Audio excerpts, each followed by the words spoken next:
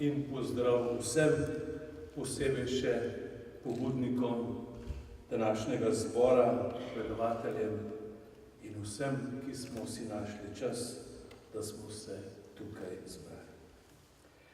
Ker med predavatelji edini prihajam, recimo tako, iz širšega cerkvenega vrha, se mi je zdelo prav, da v prispevku nakažem, kaj Cerkev na Slovenskem lahko naredi, da bi verni ljudje imeli primerno mesto v slovenski družbi.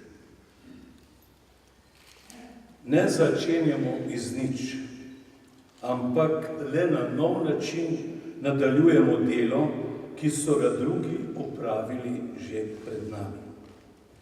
Pri tem ne mislim na tisočletno zgodovino Cerkve, ampak na čas po drugi svetovni vojni in revoluciji in na prizadevanje za demokratične spremembe in samostojno slovensko državo. Veliko premalo poudarjamo, da so pri nastanku slovenske države imeli pomembno vlogo kristjani, ki so si izkušnje za vodstveno in družbeno delo pridobili v cerkvi, študentskih skupinah, na teoloških tečajih in drugih verskih prireditvah. Temeljno poslanstvo cerkve je bilo, je in vedno bo oznanjevanje evangelija vsem ljudem. Oznanilo osebne vere, graditev živih občestev in skrb za pripadnost skupnosti cerkve. Kako naj to opravlja v današnji sekularizirani in globalizirani slovenski družbi? Odgovori so različni. Nekateri še vedno računajo na tradicijo in številčno večino. Drugi opozarjajo, da smo kristjani manjšina, Slovenija pa misijonska dežela, ki potrebuje novo evangelizacijo. Res je, v samostojni Sloveniji ima cerkev veliko novih možnosti delovanja. Ustanavlja lahko vrtce, osnovne šole, gimnazije, univerzo, različne akademije in številne druge ustanove. Uresničuje jih lahko samo s pomočjo in sodelovanjem laikov. Tudi na ta način prevzemajo laiki zelo odgovorna mesta v slovenski družbi.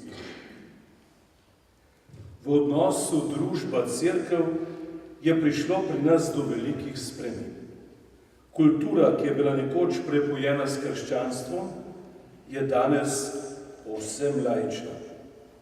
Isto velja za družbeno okolje. Župnije so bile središče verskega in kulturnega življenja, danes pa so podobne opuščenim domovom. Vera je postala stvar osebne izbire, izročilo in družina nimata velikega vpliva na človekove odločitve. Tudi župnija ne. Kako torej naprej? Pokojni papež Janez Pavel II.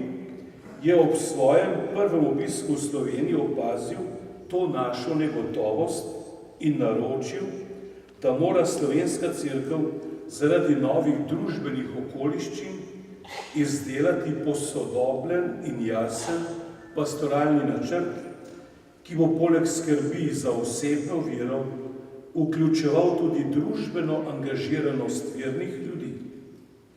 Plenarni zbor Cerkve na Slovenskem pa nas je pred 10 leti pozval k dialoški odprtosti do sodobne družbe in zahteval odločitev za človeka ter družbo solidarnosti. Pri uresničevanju teh nalog nismo bili najbolj uspešni. Povrh vsega smo izgubili veliko moralnega kredita, ki ga je cerkev imela tudi v času komunizma. K negativni podobi cerkve v družbi so pripomogle tudi zgrešene gospodarske dejavnosti nekaterih cerkvenih ustanov, in pedofilske nagnusnosti posameznih duhovnikov. Negativno sliko ustvarjajo tudi mediji, ki z zelo kritičnim poročanjem poglabljajo nezaupanje do cerkve. Zaradi vsega tega smo priče veliki duhovni brezbrižnosti in moralnemu relativizmu. Oboje vodi ljudi v nevero in proč od cerkve. Zakaj je prišlo do takšnih razmer? Morda smo se preveč zanašali na zunanjo pripadnost cerkvi in na nevidezno večino kristjanov v slovenski družbi. Oboje se je v zadnjih letih zelo zmanjšalo. Premalo pa smo poskrbeli za rast ponotranjene, osebne vere v Boga, ki se kaže v redni udeležbi pri maši, prejemanju sakramentov, osebni in družinski molitvi ter v življenju po veri. Na pol prazne cerkve, kriza veruka po Birmi in Obhailu, manjše število cerkveno sklenjenih porok, upad duhovnih poklicov in podobni pokazatelji zelo zgovorno govorijo o današnjih razmerah v naši cerkvi. Posledično pa tudi v širši slovenski družbi. Tega se zavedate tudi pobudniki današnjega zbora, zato bi nas radi prebudili iz spanja. V cerkvi se zelo prizadevamo, da bi takšno stanje spremenili. Upanje dajejo številna duhovna gibanja in različne verske skupine. Člani, večinoma laiki, se odlikujejo po živi veri in veliki odgovornosti za prihodnost vere, cerkve in družbe. V mislih imam Marino delo, Prenovo v duhu, Neokatehumenat, Skupnost Emanuel, Opus Dei in druga podobna duhovna gibanja, župnijske pastoralne in gospodarske svete, laiške sodelavce pri bogoslužju, prostovoljce pri Caritas, člane družinskih skupin, skavte, študentske skupine, katoliške izobražence in druge. Tiste, ki jih nisem naštel, naj ne bodo prizadeti. Večina duhovnikov takšna prizadevanja podpira in spodbuja, ker se zaveda pomena in nujnosti sodelovanja laikov pri delu za cerkev in družbo. Pravičnost v ljubezni je geslo, s katerim smo v cerkvi na Slovenskem začeli novo pastoralno leto. Z njim želi cerkveno vodstvo med verniki zbuditi večje zanimanje za družbeni nauk cerkve o družini, človekovih pravicah, delu, gospodarstvu, politiki, varovanju okolja in drugih družbenih vprašanj. Posebno pozornost namenja zapostavljenim in družbeno najbolj ranljivim ljudem. Člane župnijskih pastoralnih svetov in drugih cerkvenih skupin ter gibanj spodbuja, naj se skupaj z drugimi prizadevajo za graditev bolj človeškega sveta. Slovenski kristjani se moramo te aktivne družbene vloge, komuniciranja z drugimi, sproščenega argumentiranja svojih pogledov, demokratičnega odločanja in drugih podobnih vrlin učiti in naučiti na svojih sejah in srečanjih znotraj cerkvenih struktur.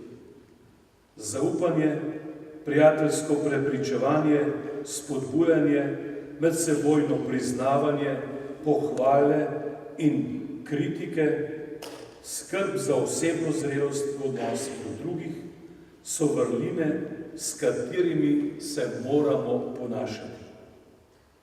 Vizija tistih, ki smo se zavzemali, da bi letos na vseh ravneh cerkvenega življenja obravnavali družbeni nauk cerkve, je, da bi se laiki v okviru župnij usposobili do take mere, da bi tudi zunaj njih dajali pobude in vodili različne dejavnosti.